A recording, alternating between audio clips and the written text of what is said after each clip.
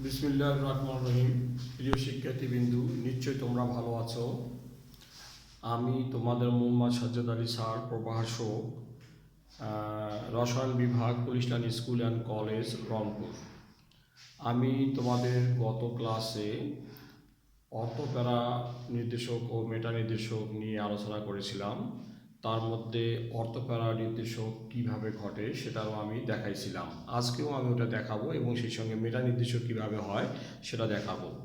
আমরা বলছিলাম যে অর্থপ্যারা নির্দেশক কাকে বলে, যে সমস্ত মৌলগুলো বেঞ্জিন বলয়ের সাথে যুক্ত থেকে বেঞ্জিন বলয়কে ইলেকট্রন দান করে এবং সেই সঙ্গে বেঞ্জিন বলয়ের ইলেকট্রন ঘনত্ব বৃদ্ধি পায়, তাদেরকে অর্থপ্যারা নির্দেশক বলা হয়। ফলে কী হয়, বেঞ্জিন বলয়টা অধিক সক্রিয় হয়। আমরা এগুলো আলোচনা করছিলাম। মেটা নির্দেশক বলছিলাম যে সমস্ত মৌল বেঞ্জিন বলয়ের সাথে যুক্ত থেকে বেঞ্জিন বলয় থেকে ইলেকট্রন নিজের দিকে টেনে নেয়। ফলে কী হয়, বেঞ্জিন বলয়ের ইলেকট্রনের ঘনত্বটা, বিশেষ করে 3 নম্বর এবং 5 নম্বর অবস্থানে ইলেকট্রনের ঘনত্বটা হ্রাস পায়। তাদেরকে মেটা নির্দেশক বলা হয়। আজকে আমি তোমাদের মেটা নির্দেশক কীভাবে ঘটে বেঞ্জিন বলয়ের মধ্যে সেটা আমরা একটু লক্ষ্য করি, শেখাবো এবং তোমরা একটু লক্ষ্য করো। আমরা দেখতেছি নাইট্রোমূলক বেঞ্জিন বলয়ের মধ্যে আছে। সেই নাইট্রোমূলকটা আগে থেকে নাইট্রোজেনের জন্য কিন্তু 5, দেখো এখানে 1 2 3 4, একটা কিন্তু নাই। এখানকার পাই ইলেকট্রন ছিল, সেটা কিন্তু আগে ভাগে এই অক্সিজেনটা নিয়ে নেয়, যার কারণে নাইট্রোজেন পরমাণুটি ধনাত্মক চার্জ লাভ করে। আচ্ছা, পজিটিভ চার্জ। আচ্ছা, নাইট্রোমূলকটা হচ্ছে ঋণাত্মক মিশ্রমাণিক ফল। সে কি করলো, পাই ইলেকট্রন, দেখো অক্সিজেন পরমাণু এখান থেকে নাইট্রোজেনের পাই ইলেকট্রনটা নিজের দিকে টেনে নেয়, ফলে অক্সিজেন পরমাণু নেগেটিভ হয়। তখন কিন্তু এটা কিন্তু পজিটিভ আবার হয়। ফলে কি হয়, এই পাই ইলেকট্রন 6 নম্বর এবং 1 নম্বরে আমাদের পাই বন্ডের ইলেকট্রন আছে, একটা এখানকার নাইট্রোজেন কার্বন পরমাণু, আর একটা হলো 6 নম্বর কার্বনের ইলেকট্রনটি এই কার্বন পরমাণু সে নিয়ে নেয়। অর্থাৎ তখন এই 6 নম্বর কার্বনটি পজিটিভ হয়ে যায় এবং কার্বন এবং নাইট্রোজেনের মধ্যে পাই বন্ড সৃষ্টি হয়। আচ্ছা, এখন পরবর্তীতে দেখা যাচ্ছে যে তোমার 4 নম্বর এবং 5 নম্বর মধ্যে যে পাই বন্ড আছে, সেই পাই বন্ডের ইলেকট্রনগুলো কি হয়, 1 নম্বর তোমার 6 নম্বর এবং 5 নম্বর কার্বনের মধ্যে পাই বন্ড ফর্ম করে। ফলে কি হয়, 4 নম্বর কার্বনটি আবার পজিটিভ হয়ে যায়। অর্থাৎ 4 নম্বর কার্বনের ইলেকট্রন, পাই ইলেকট্রনটা তোমার 4 নম্বর কার্বনকে শেয়ার করে, মানে এইটাকে শেয়ার করে 2 নম্বর 6 নম্বর কার্বনকে, যার কারণে এখানে পাই বন্ডটা ফর্ম হয়। অনুরূপভাবে এখানে দেখো তোমার 4 নম্বর এবং 3 নম্বরের মধ্যে পাই বন্ডটা আছে, অর্থাৎ এই 2 নম্বর কার্বনটি পাই ইলেকট্রনটা একে দিয়ে দেয়, যার কারণে এ 3 নম্বর এবং 5 নম্বরের মধ্যে পাই বন্ড ফর্ম করলো। অনুরূপভাবে তখন কি হয়, 2 নম্বর কার্বনটি পজিটিভ চার্জ লাভ করে, যার কারণে আবার নাইট্রোজেন এবং কার্বনের মধ্যে এই নাইট্রোজেনের বাই ইলেকট্রনটা এখানে দিয়ে দেয়, যার কারণে কি হয়, আগে এই কার্বন তো আসে, জাস্ট এই কার্বন ইলেকট্রনটা এখানে আসে, যার কারণে বাই বন্ডটা সৃষ্টি হয়। এবং অক্সিজেন এবং সেই তখনই কিন্তু অক্সিজেনের যে বাই ইলেকট্রন আছে সেটা নাইট্রোজেন এবং অক্সিজেনের মধ্যে বাই বন্ড ফর্ম করে। এই দেখা যাচ্ছে রেজোনেন্স কাঠামো থেকে আমরা দেখতে পাচ্ছি যে 3 নম্বর পজিশনে, অর্থাৎ আশেপাশে কোনো প্লাস চিহ্ন নেই, তাহলে 3 নম্বর পজিশনে ইলেকট্রনের ঘনত্বটা বেশি 2 নম্বর রেজোনেন্সের মধ্যে। আবার 3 নম্বর রেজোনেন্সে এসে আমরা লক্ষ্য করি, দেখা যাচ্ছে এখানে তোমার 4 নম্বর কার্বনে পজিটিভ আছে, ফলে মেটা পজিশনে ইলেকট্রনের ঘনত্বটা কিন্তু কম আছে, এখানে কম আছে, এখানে কম আছে। এদের অপরদিকে দেখা যাচ্ছে যে 4 নম্বর কাঠামোতে দেখা যায় 5 নম্বর পজিশনে আশেপাশে কোনো প্লাস নেই, ফলে কি হচ্ছে, 5 নম্বর পজিশনে পাই ইলেকট্রনের ঘনত্বটা বেশি হয়, অর্থাৎ এখানে বেশি হচ্ছে, ইলেকট্রনিক ডেনসিটিতে বেশি হচ্ছে। তাহলে আমরা জানি যে 3 এবং বেঞ্জিন বলয়ের মধ্যে 3 এবং 5 নম্বর পজিশনটা হলো মেটা নির্দেশক, তাহলে অর্থাৎ সেখানে ইলেকট্রনের ডেনসিটিটা বেশি থাকে। ফলে সহজে কি হয়, এই অবস্থানে তোমার দ্বিতীয় ইলেকট্রোফাইল এসে প্রবেশ করার ক্ষেত্র প্রস্তুত করে। তাহলে আমরা অবশ্যই এই জিনিসটা লক্ষ্য করব। তাহলে এখন দেখো, আমরা বলতেছি যে নাইট্রোগ্রুপটা হলো ঋণাত্মক মিশ্রমাণিক ফল, যার কারণে কি হচ্ছে, বেঞ্জিন বলয়ে ইলেকট্রন বেঞ্জিনের দিকে টেনে নেয়।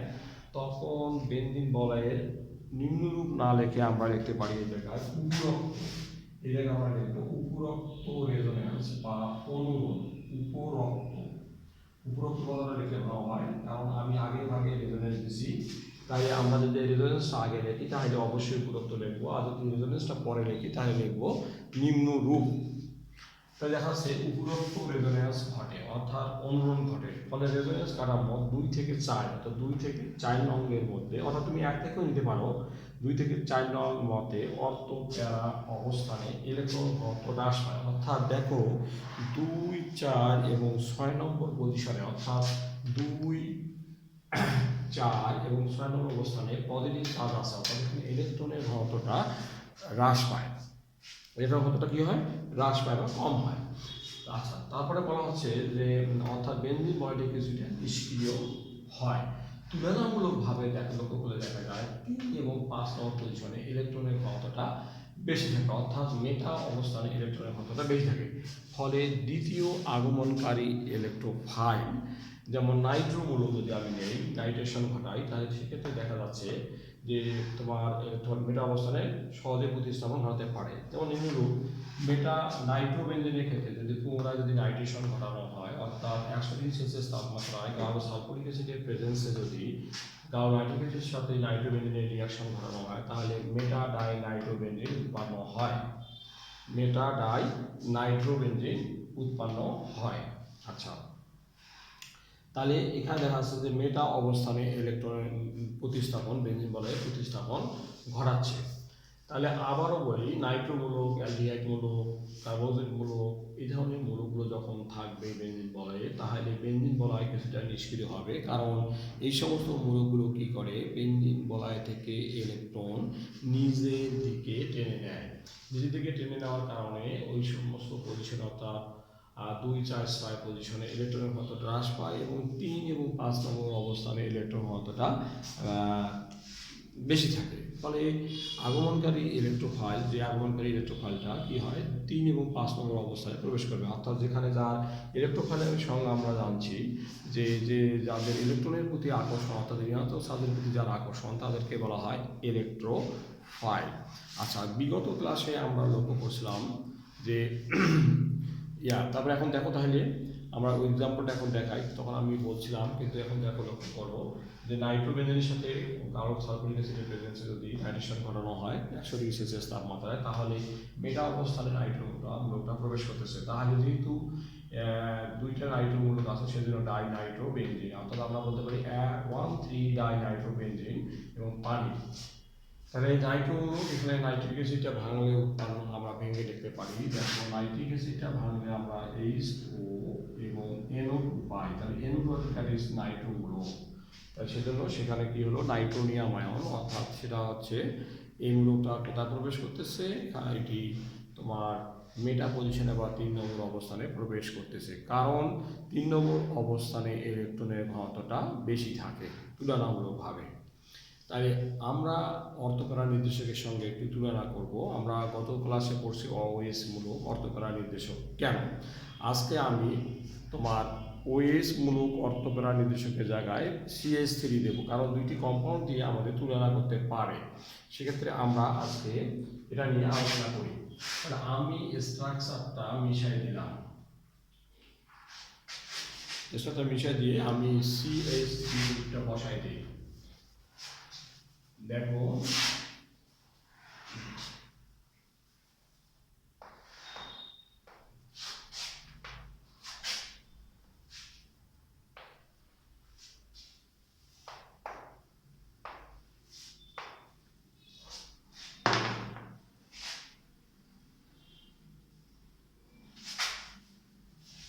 আমরা বেনজিন চক্রটা নিলাম, নেওয়ার পরে আমরা এটা একটু সাইজ করে নিই বেনজিনটা।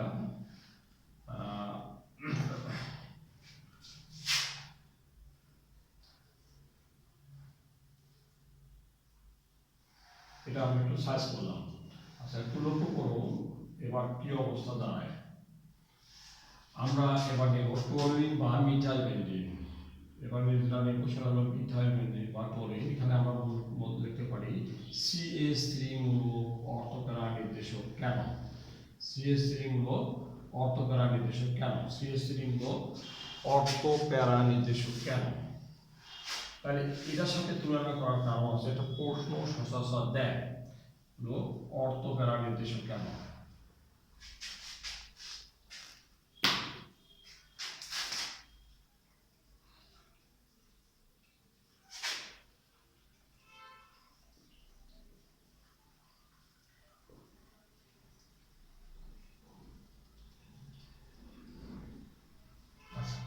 এখন আমরা এই জিনিসটা লক্ষ্য করি সিএসসি, তাহলে আমরা এভাবে স্ট্রাকচারটা প্লট করি, লক্ষ্য করি আমরা আসলে এই পাই বন্ডটা আমরা জানি বেঞ্জিনের মধ্যে ফোরেন প্লাস গ্রুপ সংখ্যা সঞ্চালনশীল পাই ইলেকট্রন থাকে, সেটাই ঘুরতে থাকে। তাহলে ঘুরলে কি হয় দেখা যাক আমাদের স্ট্রাকচারটার মধ্যে কি দেখতে পাই। তাহলে এই যে এই 6 নম্বর কার্বনটি 1 নম্বর কার্বনের পাই ইলেকট্রন টেনে নেয়, ফলে কি হয় এখানে কার্বনটা পজিটিভ হয়, তখন এই হাইড্রোজেনটা কি হয় তার ইলেকট্রনটা কার্বন পরমাণুকে 1 নম্বর কার্বন পরমাণুকে দিয়ে দেয়, ফলে কি হয় এই কার্বনটা পজিটিভ হয়, এই হাইড্রোজেনটা কি হয় প্রোটন আকার থেকে যায় এখানে এইভাবে স্ট্রাকচারটা লাভ করে। তাহলে এখানে ডাবল বন্ড আছে, তখন কি হয় এই 6 নম্বর কার্বনটি নেগেটিভ হয় আর এই স্ট্রাকচারটা এরকম হয়। 2 নম্বর 6 নম্বর কার্বন নেগেটিভ চার্জ হলো, তাহলে কি হলো আবার এই 4 নম্বর কার্বনটি পাই ইলেকট্রনটাকে নিজের দিকে টেনে নেয়, ফলে কি হয় 4 নম্বর কার্বনটি নেগেটিভ হয় এবং সেই সুবিধা দিয়ে 2 নম্বর এবং 3 নম্বর কার্বনের মধ্যে 6 নম্বর এবং 5 নম্বর কার্বনের মধ্যে পাই বন্ড ফর্ম হয়। তাহলে এভাবে এইটা এইভাবে হয়। আচ্ছা লক্ষ্য করো, তাহলে 4 নম্বর কার্বনে মাইনাস আছে, অনুরূপভাবে এই 3 নম্বর কার্বনে পাই ইলেকট্রনটা এই কার্বনটা টেনে নেয়, ফলে কি হয় 4 নম্বর কার্বন তখন 3 নম্বর কার্বনকে দিয়ে দেয়, তারপরে এখানে দ্বিবন্ধন হয়, এখানে দ্বিবন্ধন আগে আছে, এখানে নেগেটিভ চার্জ চলে আসে। আচ্ছা তাহলে এখানে এই প্লাস এই এই বুঝছো, তাহলে এটা আসলো। এখন তারপরে এটা আবার প্রোটনটা যখন তার ইলেকট্রনটা যদি টেনে নেয় তখন এই কার্বনটাকে 1 নম্বর কার্বনকে 2 নম্বর কার্বন পাই ইলেকট্রনটা দিয়ে দেয়, ফলে কি হয় আগের স্ট্রাকচার আবার ফিরে আসে, মিথাইল গ্রুপ CH3 গ্রুপটা এখানে ফিরে আসে, তাহলে ডাবল বন্ড গ্রুপ রাষ্ট্র অবস্থানটা পরিবর্তন হলো। রেজোনেন্স কাঠামো থেকে আমরা কি দেখেছি এটা ধনাত্মক আবেশীয় মূলক, এই ধনাত্মক আবেশীয় মূলকের ফলে কি হচ্ছে এখানে দেখা যাচ্ছে তোমার রেজোনেন্স কাঠামো, আমি আর ভাষাটা লিখবো না, গত ক্লাসে লিখে দিয়েছি। এখানে রেজোনেন্স কাঠামো থেকে লক্ষ্য করে দেখা যাচ্ছে, অর্থাৎ আমি যদি রেজোনেন্স কাঠামো লক্ষ্য করি 1 থেকে বা 2 থেকে নিতে পারো, এত মতে কি হচ্ছে দেখো 2 নং 4 নং এবং 6 নং অবস্থানে বেঞ্জিন বলয়ের অবস্থানে ঋণাত্মক চার্জের সৃষ্টি হচ্ছে, ইলেকট্রনের ঘনত্ব বৃদ্ধি পায়, ইলেকট্রন ঘনত্বটা কি হয় বৃদ্ধি পায়, ইলেকট্রন ঘনত্ব বৃদ্ধি পায় অর্থাৎ কি অর্থাৎ অর্থ প্যারা অবস্থানে ইলেকট্রন ঘনত্ব বৃদ্ধি পায়, ফলে কি হয় ফলে আগমনকারী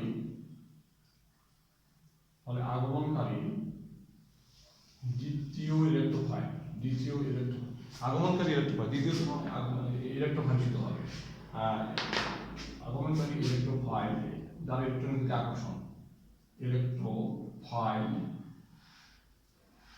অর্থ প্যারা অবস্থানে সহজে প্রতিস্থাপন ঘটাতে পারে। এই কারণে মিথাইল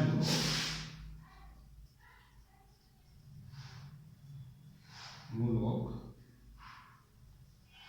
অর্থ প্যারা নির্দেশক। আচ্ছা তাহলে আমরা এক্সাম্পল হিসেবে যদি তুলনা করি তাহলে সেক্ষেত্রে কি হয় দেখা যাচ্ছে, এটার নাম হচ্ছে মিথাইল বেঞ্জিন বা টলুইন, এটার নাম হচ্ছে টলুইন। তাহলে এর সাথে নাইট্রিক অ্যাসিডে যদি আমরা বিক্রিয়া ঘটাই অবশ্যই কনসেন্ট্রেট গাউস যদি থাকবে এখানে, এতে কক্ষ তাপমাত্রা সাধারণত ঘটে 20 থেকে 30 ডিগ্রি সেলসিয়াস, তাহলে দেখা যায় অর্থ এবং প্যারা পজিশনে নাইট্রো গ্রুপটা প্রবেশ করবে। তো দুইটা কম্পাউন্ড সৃষ্টি হবে, দুইটা প্রতিস্থাপক প্রতিস্থাপিত কম্পাউন্ড সৃষ্টি হবে, একটা অর্থো নাইট্রোটলিন আর একটা হলো প্যারা নাইট্রোটলিন। হ্যাঁ, প্যারা নাইট্রোটলিন এবং সেই সঙ্গে কি হবে, পানি উৎপন্ন হবে। যদি 2 মোল তাহলে 2 মোল টলিন লাগবে, তাহলে এখানে 2 মোল দেওয়া লাগবে। তাহলে এটার নাম হচ্ছে অর্থো নাইট্রোটলিন, এটা হলো প্যারা নাইট্রোটলিন।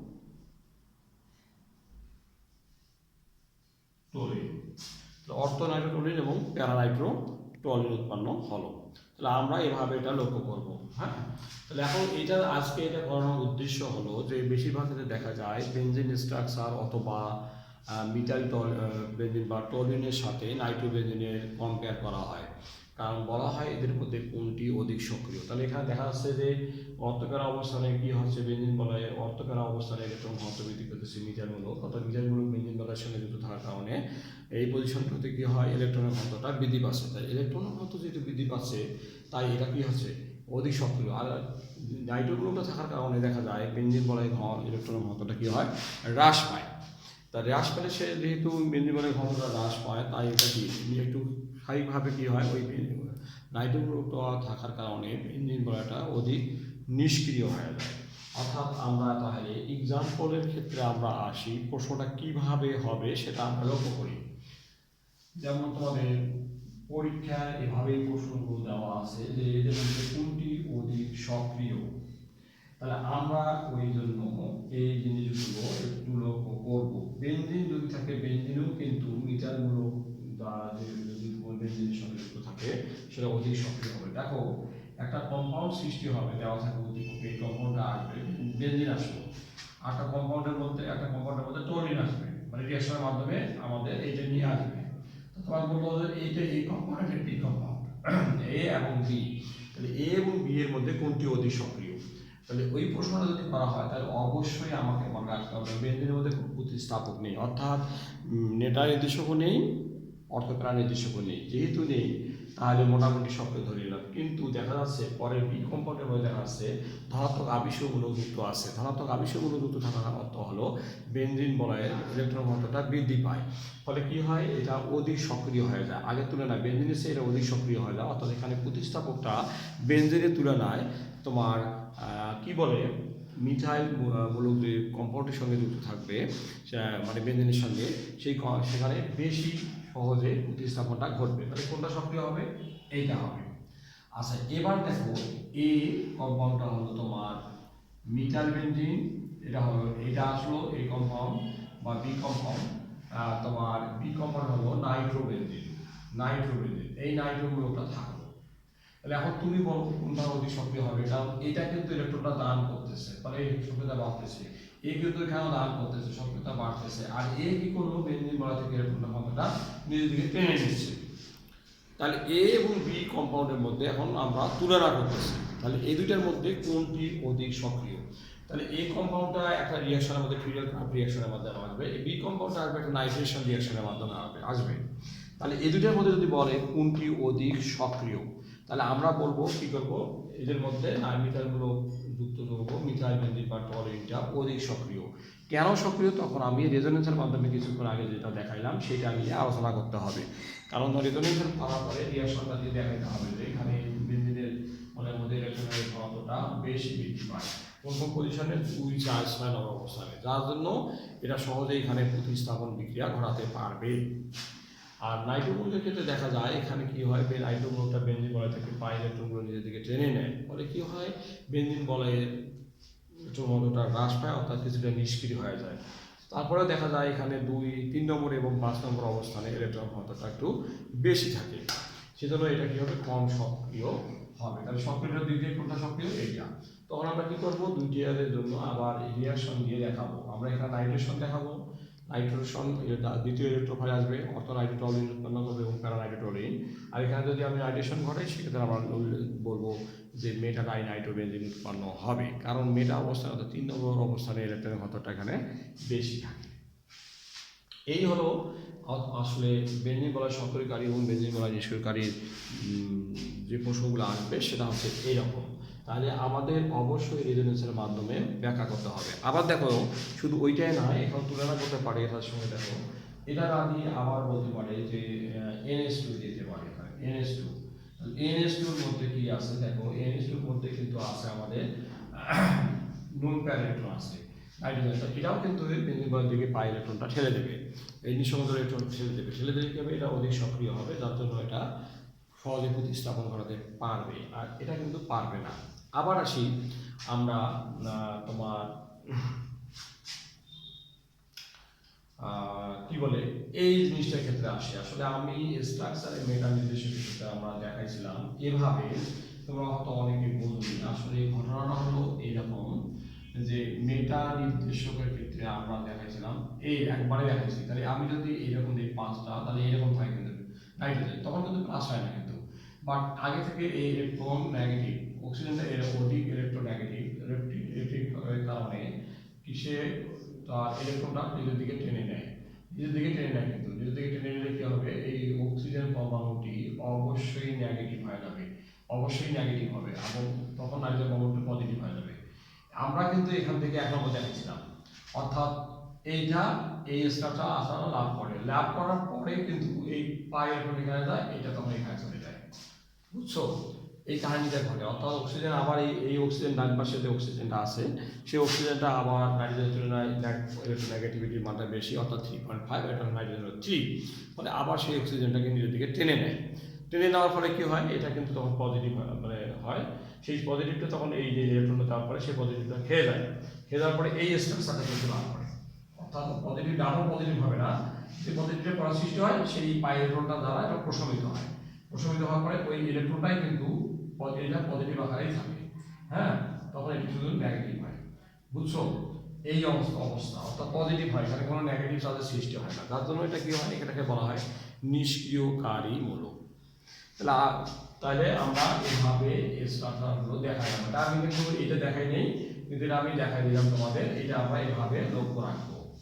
তাহলে আমরা অর্থকরা নির্দেশক বুঝলাম কাকে বলে, অর্থকরা, তার মেসোবারিক ফল পড়ছি আমরা, ধনাত্মক আবেশমূলক করলাম, ঋণাত্মক আবেশমূলক করলাম। তাহলে আমরা যদি এই ধরনের প্রশ্নগুলো আসে, আমি যেভাবে বললাম আজকে সেভাবে অ্যান্সার করার আমরা চেষ্টা করব।